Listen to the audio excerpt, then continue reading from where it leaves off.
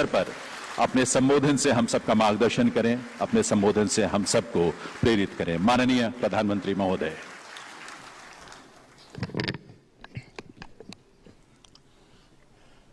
कार्यक्रम में उपस्थित सुप्रीम कोर्ट के मुख्य न्यायमूर्ति Shri N V. Ramanna ji, justice Shri U Lalit ji, justice Shri D Y. Chandrachud ji, केंद्र सरकार में मेरे सहयोगी और देश के कानून मंत्री श्री किरण जी, सुप्रीम कोर्ट के ऑनरेबल जजेस, हमारे साथी राज्य मंत्री श्रीमान एस.पी. बघेल जी,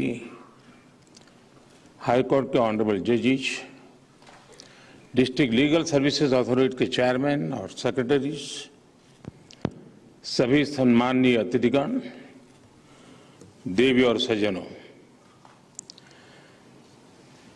भारत की न्याय व्यवस्था का नेतृत्व कर रहे